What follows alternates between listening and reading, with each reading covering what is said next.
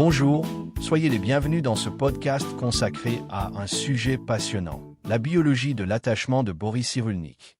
Il vaut la peine de s'y arrêter un instant, d'aller plus loin aussi si possible avec certains postulats de la physique quantique. Dans son livre intitulé De chair et d'âme, paru aux éditions Odile Jacob en 2006, le neuropsychiatre défend les thèses suivantes. Nos chemins de vie se situent sur une crête étroite, entre toutes les formes de vulnérabilité, génétique, développementale, historique et culturelle, et les mécanismes de protection, de dépassement mis en place.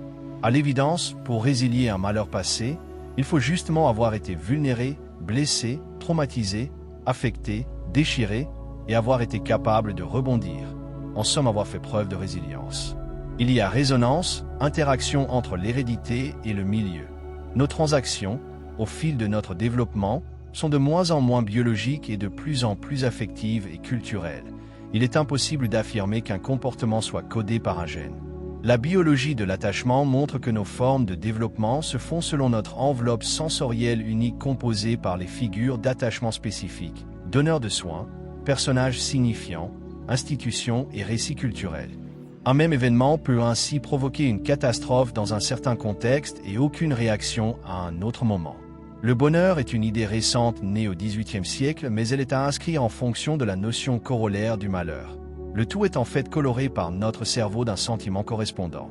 Une lésion dans l'hémisphère gauche provoque régulièrement des accès de mélancolie.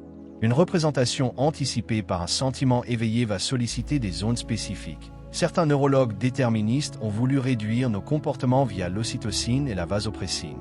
Mais en réalité, les conditions du lien associent aussi bien la souffrance du manque avec le plaisir des retrouvailles, le bonheur et le malheur, la peur et la sécurité, l'attachement avec l'angoisse, l'apaisement avec l'alerte, à travers tous les couples opposés imaginables.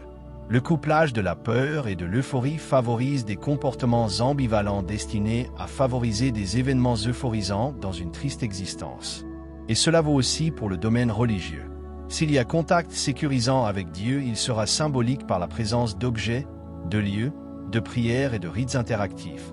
Il devient partenaire sécurisant dans un lien internalisé, ce qui ne veut pas dire retomber en enfance. Nous retrouvons la cohabitation des extrêmes à travers l'angoisse et l'extase. Les grands mystiques pourraient ainsi être de grands torturés de l'existence qui basculent dans des bouffées d'extase divine. Les bienfaits de la foi seront liés aussi à l'entourage religieux, mais principalement fonction de nos représentations. Il y a donc 1000 manières d'aimer Dieu. En réalité, croire en Dieu est bien souvent une manière d'être attaché à ceux dont nous partageons la foi et de lutter contre l'angoisse de la mort, du néant, du chaos, etc. C'est une manière concrète de s'y opposer.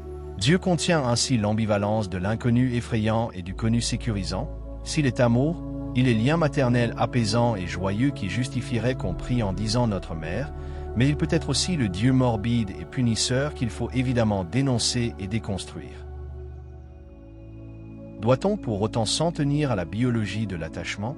Si l'ouverture aux autres de Boris Cyrulnik est remarquable, si sa tolérance est bienvenue, son approche demeure déterministe. Tout s'expliquerait par des réactions chimiques de notre cerveau influencées par l'esprit, nos convictions intimes, nos vécus et nos environnements. Mais d'autres études, tout autant scientifiques, arrivent à d'autres conclusions. En réalité, elles tendraient plutôt à montrer que la conscience, dans ce cadre, est indubitablement non locale. Elle n'est localisable ni dans le cerveau, puisqu'indépendante de son fonctionnement, ni manifestement dans le cadre de notre univers habituel, dont elle se joue des limites spatiales et temporelles. Dans cette perspective, le religieux ne serait pas l'unique résultante des capacités de l'esprit. Il y a une transcendance, un au-delà à notre univers à 4 dimensions, à postuler. Un au-delà accessible via une conscience cosmique. La conscience cosmique fait le pont quantique entre nous, notre double quantique et les univers, l'humain et le divin en somme. Elle autorise une interaction, une co-création permanente.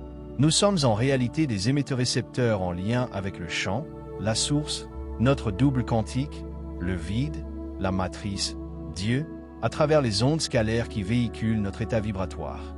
Le champ et notre double quantique décodent ces informations et y répondent. Sont pris en compte tout particulièrement nos pensées fortes, nos émotions, nos sentiments intenses, nos convictions intimes de type placebo et nocebo. Ainsi, au cœur de notre réalité quotidienne, Nous créons, nous attirons et nous repoussons consciemment ou non ce qui va constituer en grande partie notre réalité. Notre interaction avec la source est permanente. Nous donnons des informations et nous en recevons en retour. C'est la dynamique de l'univers et de la vie, tout est connecté, l'information est disponible. Ce Dieu est la combinaison de tout ce qui est ensemble. Chaque point est une expression du Créateur. La création est la connexion avec chaque point, l'omniscience et l'omnipotence, chaque atome est en lien. La force de la création devient plus claire. La mort ne détruit pas l'information. Il y a changement d'état. Elle reste présente dans l'espace. En fait, tous les systèmes, y compris notre corps, sont connectés à ce champ d'information et la conscience en est le passage. Elle est une expression de ce champ électromagnétique à la base de la réalité. En tournant nos sens vers cette information, nous avons une influence, y compris à distance, en vertu du principe d'intrication. Ce n'est pas de la magie, mais la manière dont l'univers fonctionne. En général, on n'utilise pas ses capacités, mais on peut apprendre à le faire. Nassim Haramein. Tout est donc à revoir sur d'autres bases et c'est vraiment passionnant.